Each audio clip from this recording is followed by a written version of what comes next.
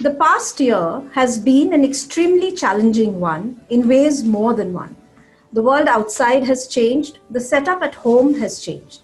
The workplace too has changed considerably, and organizations have had to adapt and adjust themselves to what is now being called the new normal, or rather the next normal. This mode of working remotely and working from home has naturally brought a new set of norms, expectations, and also some concerns. Screen time has gone up while human interaction has gone down considerably. Work-life boundaries have just got a little more blurred as people are trying to adapt themselves to working from home while dealing with domestic chores at home. And today, more than ever, mental health has become a key area of focus for individuals, for managers, and for organizations alike.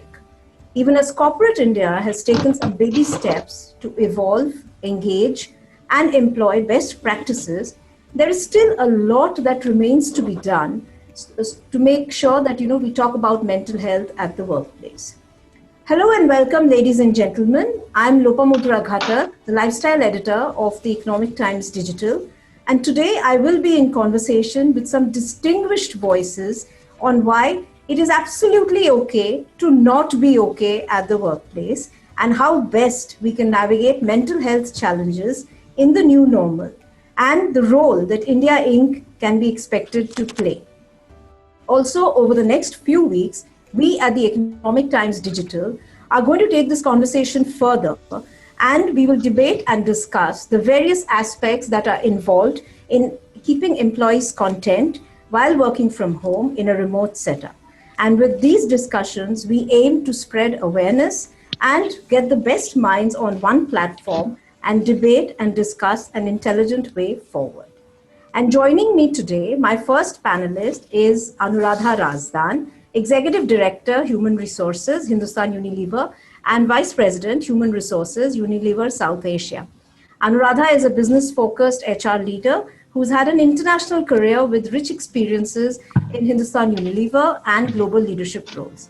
She spent the first 14 years of her career in HUL, and her early leadership roles included partnering members of the HUL Management Committee in supply chain and marketing.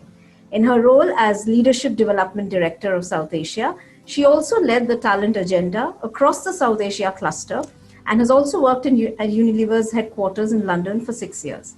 Welcome, Anuradha. Thank you. Great to be here.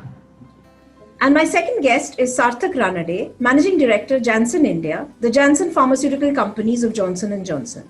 As Managing Director of Janssen India, he oversees the company's operations in India and the South Asian markets of Sri Lanka, Bangladesh, and Nepal. Sarthak is a member of the Johnson & Johnson India President Council, as well as the Janssen Asia Pacific Leadership Team. He joined Janssen as General Manager Marketing in 2007 and went on to hold a variety of roles with increasing responsibility, including leadership stints at regional and country level. Hello, Sarthak. Happy to have you here. Thank you so much. My pleasure to be here. My next guest is someone who's the captain of a fairly young organization. And joining me from Bangalore is Nikhil Kamath, the co-founder and chief investment officer of TrueBeacon and Zerodha. Nikhil started equity trading at the age of 17. He co-founded Kamath Associates at the age of 19 to manage some high net worth individual portfolios in the public market space before going on to co-found Zerodha with his brother Nitin in 2010. Zerodha today has grown to over 1 million active users, facilitating over 3 million orders daily with a daily turnover of over $10 billion. As India's top brokerage, it now commands a valuation of more than $1 billion and employs 1,500 staff across the country. In August 2019, Nikhil co-founded TrueBeacon to bring his fund management experience to a global group of ultra-high net worth strategic investors. Hello, Nikhil. Hi.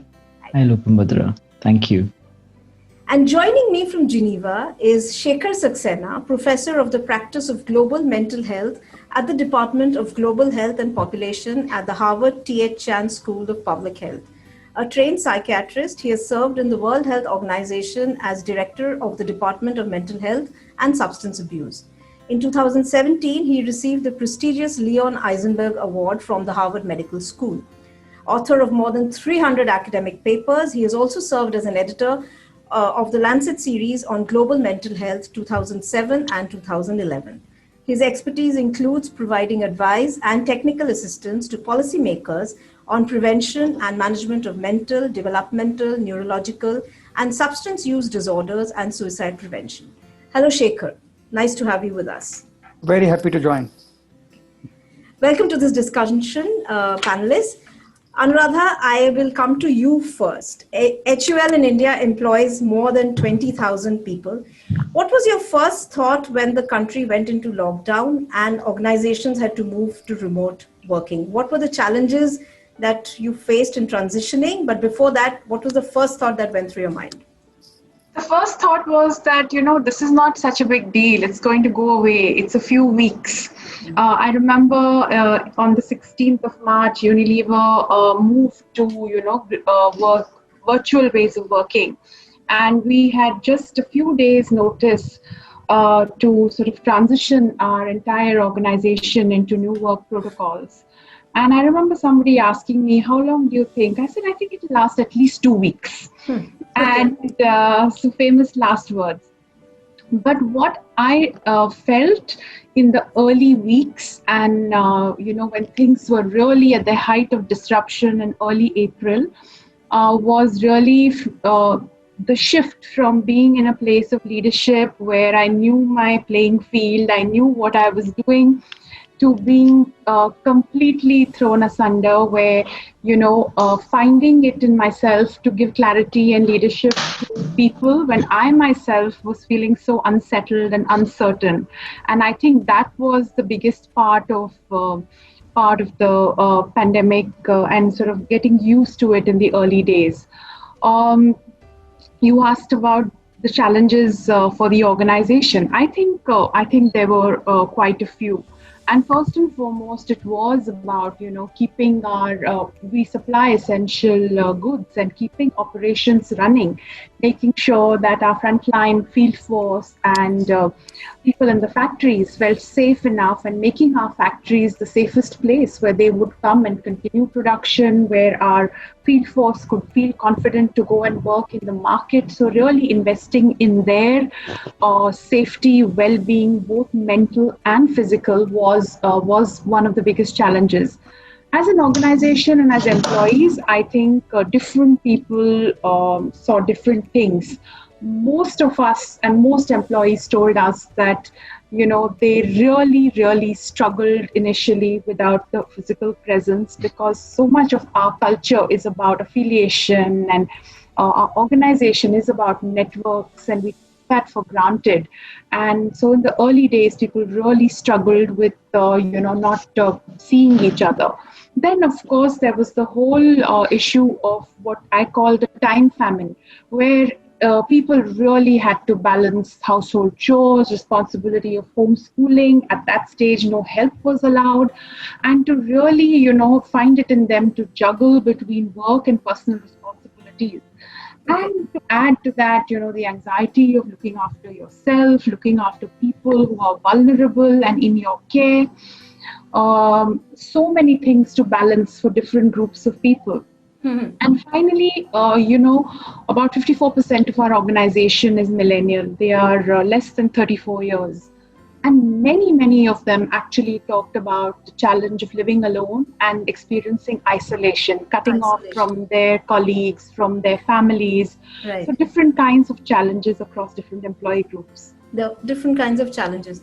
Sarthak, if I may come to you, what were the yours being a brand, this thing where physical presence is required, where delegation of work also happens? You need that human connect, you need that human touch to have people in office doing their stuff, and it wasn't so much of a which could be done remotely. What were your initial thoughts when you were told that you had to get into this mode and hit the ground running?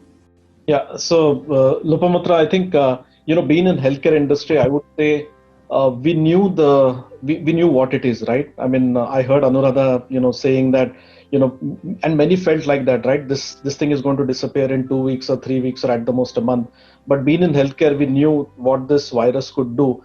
Of course, what we were not really prepared for was how infectious and contagious this is. We have seen virus in the past, right? The SARS epidemic in the early 97, 98, we have seen that happening. But this was something which was a little different, the magnitude and the way it which spread.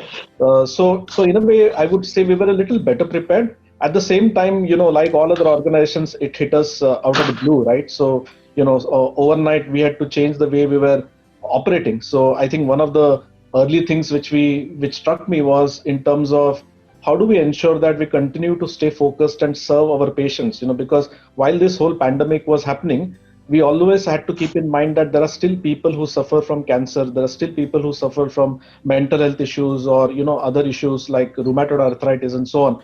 And it's very important for us to stay focused and ensure that our medicines continue to reach the people who need them.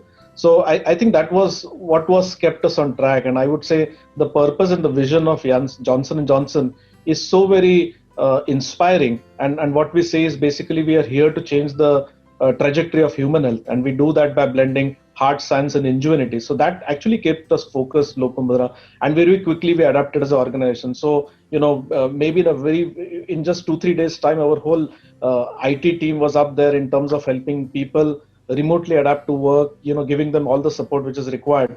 So I was particularly impressed with the agility what we could display. Okay. If I have to quickly summarize it for us. Okay, agility that you could display. Nikhil, I'm going to come to you. Yours is a fairly young organization. You yourself are a very, very young captain of a young ship. And you have a predominantly millennial crowd, millennial bunch working with you. What were the challenges that you faced? You may not have faced tech adaptability so much, but what were the kind of challenges that you faced when it came to, psychological and other Yeah, sure. So, Lopa, firstly, I feel like I should be consulting with some of the people on this panel professionally, much less talking about this. Especially Mr. Shekhar Saxena, I think, can help me a great deal. We were very cavalier about the whole thing. When the virus came about, we behaved like nothing has changed. We went about going to work as usual. When the lockdown happened, we happened to be in essential services. So we had 5% staff in the office and the 95% balance working from home. Mm-hmm. I think people, we expected it to be a very hard transition for someone to work in a professional office environment compared to when they move back to their hometowns or work out of their homes. But it was fairly seamless. I think we should take very little credit for what happened. But like you said, millennials, I think, are a bit more resilient, especially in the face of a pandemic. So people moved back to their hometowns, people started working from home. And the strangest learning in this process has been that people have been more effective, more productive working from home. And we as a corporation have saved significant amount of margins while facilitating them to, kind of work from home. So we were not prepared for it, but I think in the situation, we did the best we could. And things seem okay so far. We've even gotten to the point now that we might not even ask them to ever come back. If somebody is able to do what they were doing in an office environment at home and do it more effectively, we don't even see much reason as to why we should go back to the older model. So we might have a model wherein we have a workspace where we can have 25% of the workforce congregate at one time, and the rest of the time they could work from home. Also, our employee base is very tech focused. We have a lot of developers and technical support and people like that. For people like that who come into the office, there is not that much collaboration going on. They're in front of a computer, logged in through their shift, and they go back. So I think it hurts us very little. And we've been okay through the pandemic. Okay. Personally, I've had a lot of fun through the pandemic. I've used the time to do all the things that I've ever wanted to do. Which is like what? Like, which is, eat a lot of junk food, like be in bed till later than I would be, learn to play the guitar and, play more sports. So a lot more computer games. I think I might have an alternate career as a computer gamer somewhere if this continues for a little longer. So then that we can see something else coming up in the computer gaming arena as well. Okay. Professor Shekhar, if I may come to you, you have a global perspective. You've been away from India for like almost 2 decades now. You've seen it change. And what are your thoughts on the way India and corporate India in particular has handled the pandemic and its subsequent aftermath? How would you assess that? Hi, Lopamitra. It is obviously an exceptional situation, but I would say that corporate India or corporates anywhere are part of society. So we are reacting as the society is reacting. And I would like to make 3 points to begin with. One is that mental health and well-being have always been important. It's just that we didn't recognize it. And so they are coming to the fore now because of the added stress. But it is not that they were not important earlier. It's just that we didn't realize it. So I think pandemic may be very bad for some people, but it might actually be good for us to realize the importance of mental health and well-being. And it's high time that we did it because we have ignored it for far too long. The second point I would like to make is that mental health and well-being is important for all of us and has always been important for all of us. But we always took it as a binary division between some people who have a mental disorder and other people who don't. Unfortunately or fortunately, the reality is not that simple. Mental health and well-being is important for all of us, and we are now realizing it. I remember Anuradha talked about it to say that while she was trying to manage the workforce, she herself was uncertain. And that is what is really very important, that now suddenly it is all of us rather than they. And I think that's a very landmark difference in the attitudes that I hope we will carry through in our lives later on, in our corporate life as well as in our personal life, because that is really very helpful. We need to really invest in our own mental health, in the mental health of our family and colleagues, and of the corporation that we might be working for. And that is really, really important. The third issue which I want to point out right in the beginning is the role of communication.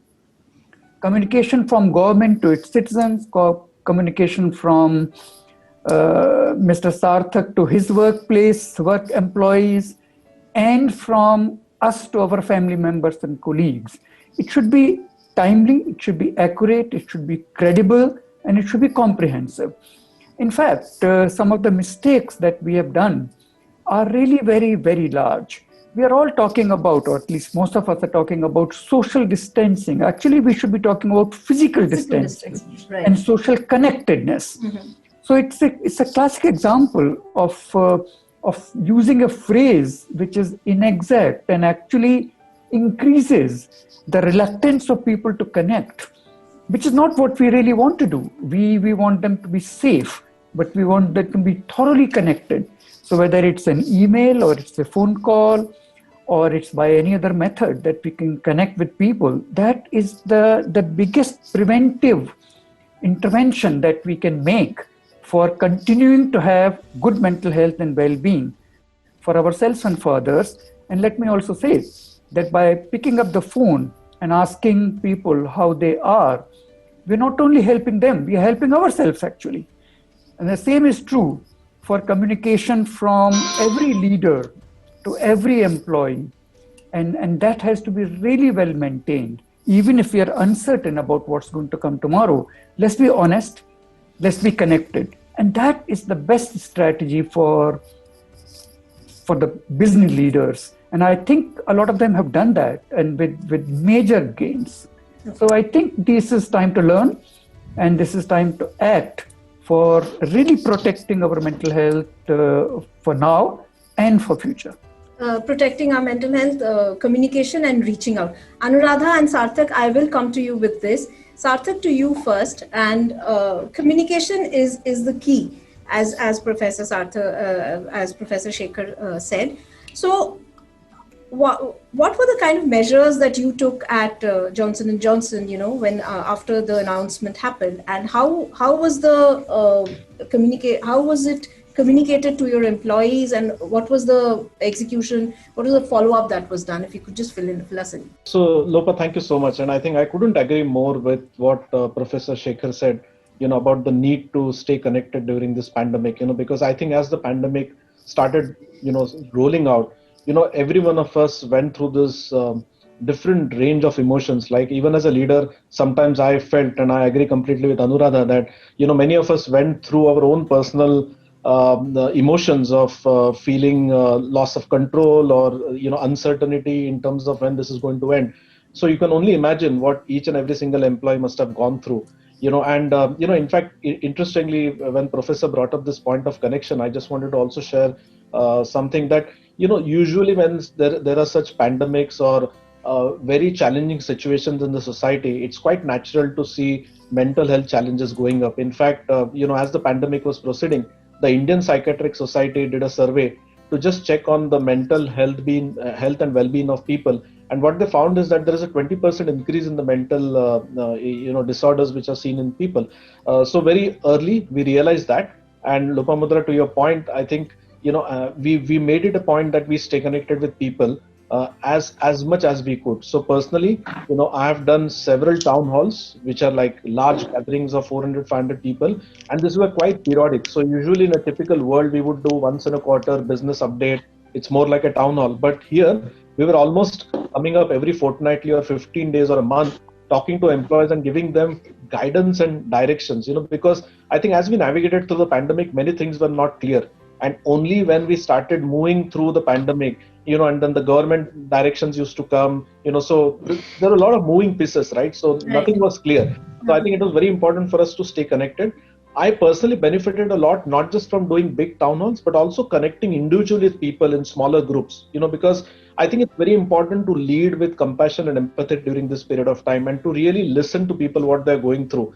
So I think that really helped. And, I can proudly say that I think all leaders in Johnson & Johnson at every single level did everything they could to make our employees comfortable and safe and listen to them. And of course, provide help to people who need mental health support. So there's a lot of sort of holding hands together, I would say, which helped us navigate through this crisis. Okay, holding hands together. Anuradha, how did you communicate to the team at HUL saying that, okay, you are working from home, you are available for this number of hours, fixed hours, this is how, you draw boundaries? Because I think initially the first 2 months, everyone was kind of overwhelmed, and there were, as, we mentioned that there was homework, there was children, there were cooking, and men were doubling up in the kitchen, women were doing vacuuming, and this. So it was like a kind of role play that was happening. So what was your message that went out to the team?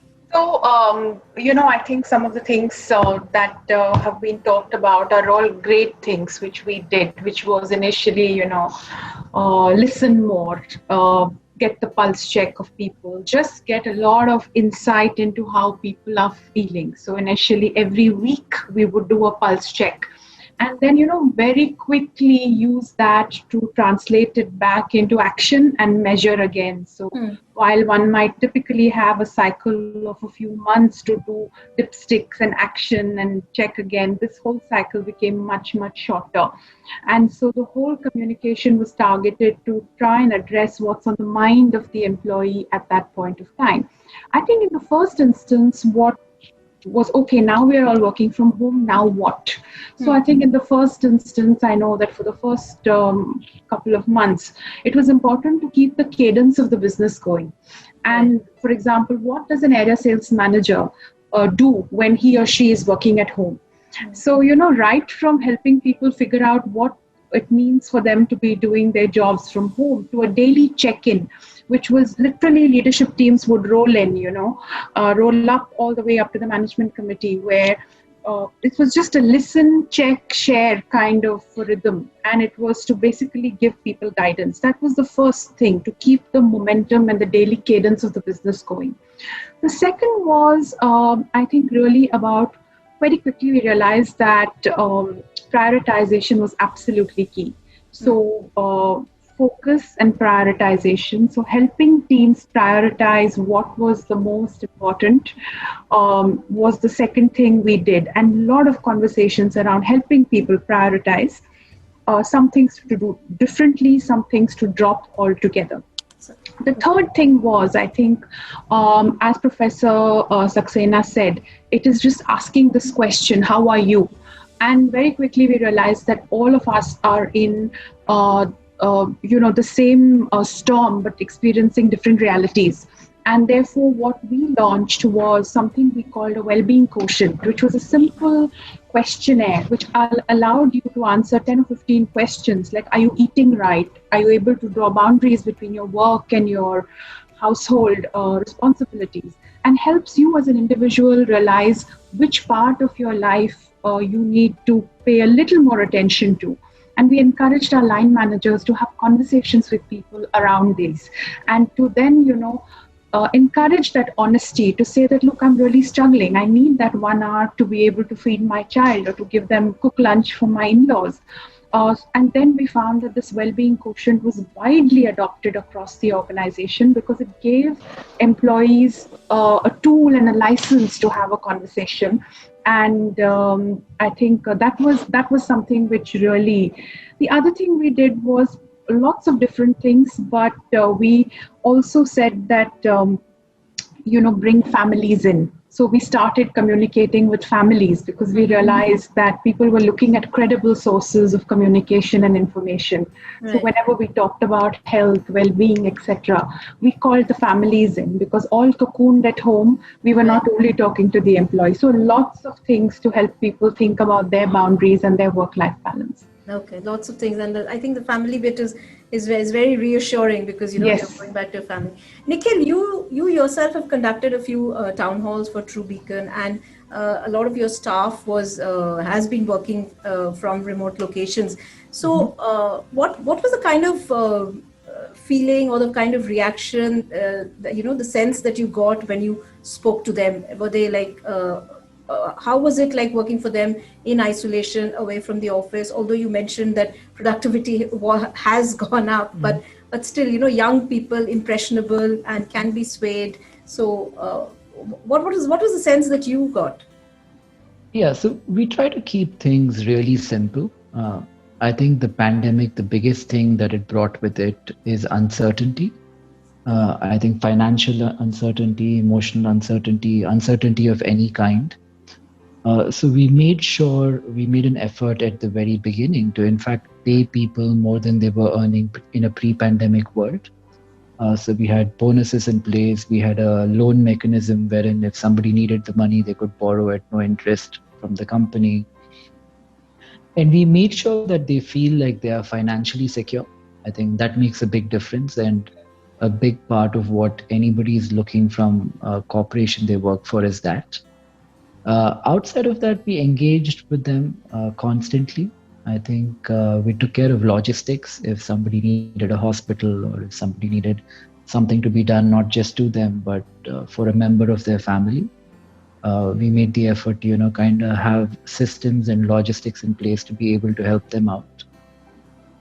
So that, I think, often many corporations think of such complex solutions that a very small portion of the company actually eventually benefits out of it.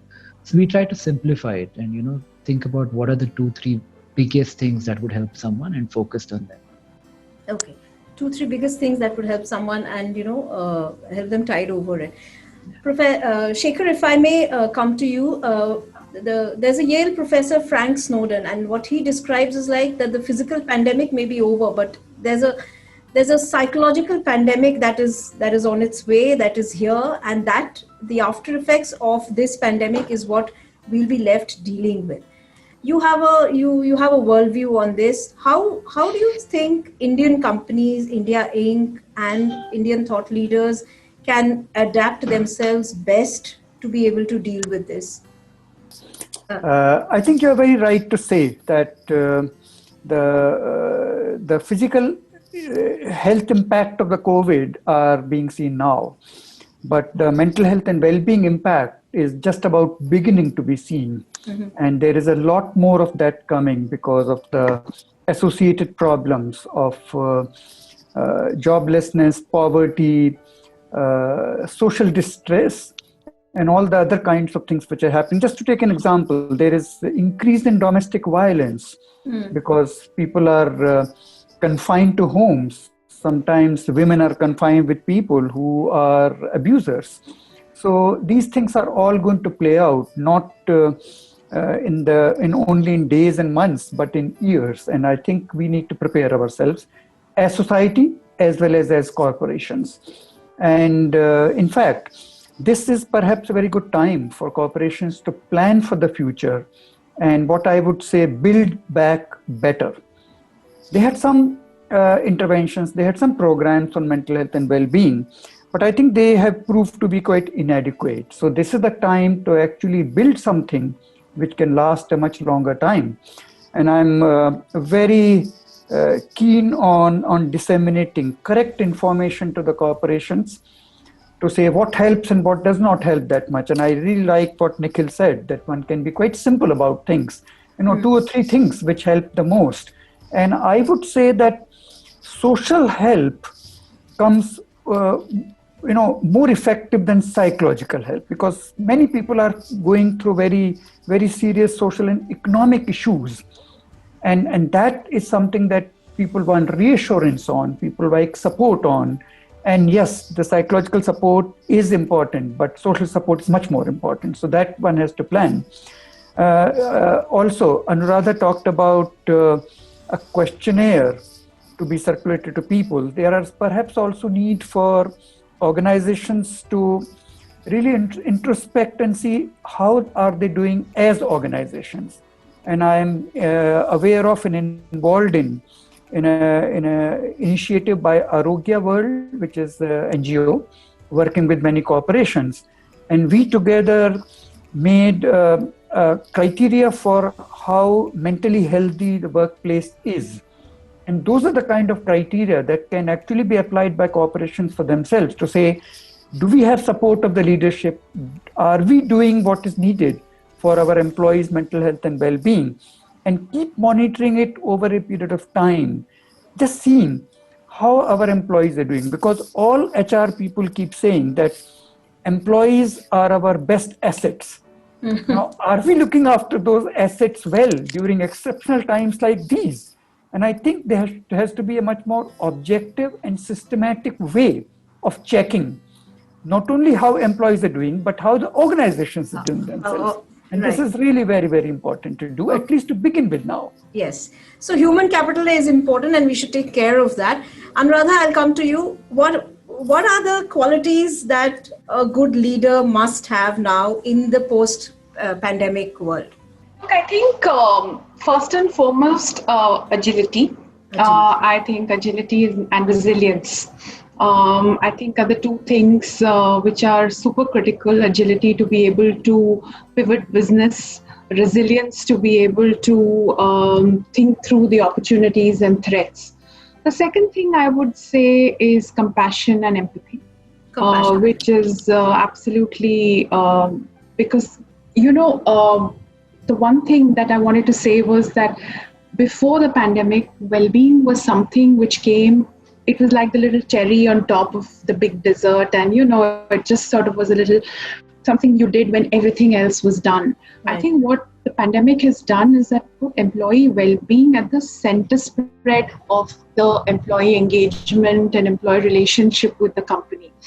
And therefore, I think for leaders to be able to lead, they will have to be able to understand and lead for holistic well-being, and therefore the compassion, empathy, knowledge to do that will be absolutely critical. Absolutely critical. Sarthak, you've already mentioned empathy, and what other qualities do you think are critical for a leader in 2021, 2022 in a post-COVID world? Yeah, I think couldn't agree more with what Anuradha said.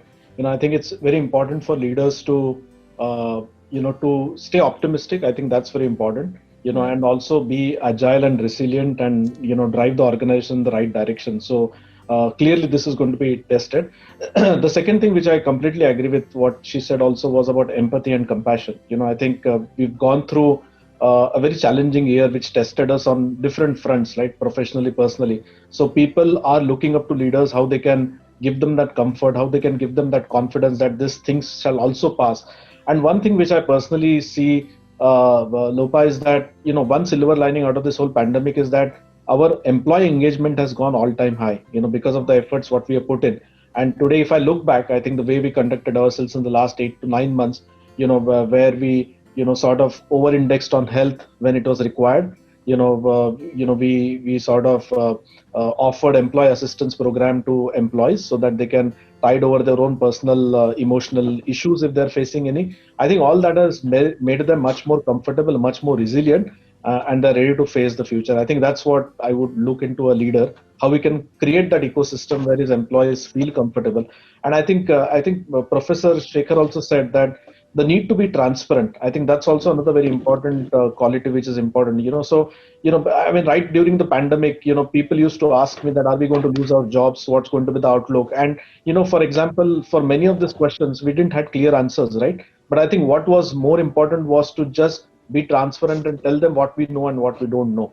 And I think that has really helped us well during the whole pandemic. So I think all these qualities would be very critical for leaders to navigate through this pandemic. Okay. And Nikhil, what are the kind of qualities that you're looking for in people you want to hire next year, maybe for your gaming venture? I think more than anything, humanity. I think we as companies, we all spend too much time worrying about our shareholder and much lesser time worrying about our colleagues and our employees. In a year which has been so disparate and stark like this year has been, right, I think the onus is on every leader to think not about the shareholders for a year and make sure everybody's okay. You will have the future. You will have many more years to make profits and grow as a company. So I would say that is the need of the hour, and it's hard. It's easier said than done for a leader to raise his hand and say, okay, we'll cut our profits by 20%, but we'll make sure people working with us do better and it will help the company in the long run. That's a tough decision to make, but I hope more people make it. Okay. Shekhar, if I may come to you, you'll have the last word. What is your one piece of advice to India Inc. so that, they are able to take care of employees better? They're able to put mental health, treat mental health as a priority subject, and which will lead to overall development and good growth. Anything that you would like to say? Well, Nikhil just now said that to put people above profits. I think that is something which really needs to be imbibed by all leaders of Indian companies. And as I said earlier, I think it's time that the leaders realize that the mental health and well-being of the employees is an asset that has a very large value, and to protect it and to promote it, not only for now, but that should be the new normal, that is something which is a precious asset and we need to develop that in future. So if we can start planning for that right now, learning from the experience that we have had in the last few months, that will be really a very positive thing. And we can build the confidence better and also build the businesses better, because it will also have over the long time a very good outcome for the businesses themselves. So I think that is the clear message. If we can get that right, we will really feel that the pandemic has done something good, if there can be any good out of the pandemic. Okay. So the message is the medium here, and the message for corporate India is to put people first, to put their mental health above everything else, make sure that, the communication happens right, people are spoken to, and a simple, how are you and how are you feeling? Are you having a bad day? Is just to be addressed, and it's not to be, taken as a breach of responsibility or you're not doing your job well enough. So it's time we start as managers, as thought leaders, as business leaders, you start thinking about people, you start putting them on priority. And I think that's a very, very important message that needs to go down. Thank you everyone for this wonderful discussion. Thank you, Shekhar, for taking time off. Thank you, Nikhil. Thank you, Anuradha. Thank you, Sarthak. And I would also like to thank Johnson & Johnson, the presenting sponsor, for partnering with ETPanache Digital, Talk Your Heart Out's first edition. It was wonderful, and it was very encouraging to have everyone here on this platform. Thank you. Thank you. Thank you. Bye, everyone. Cheers. Bye. Bye-bye. Bye all.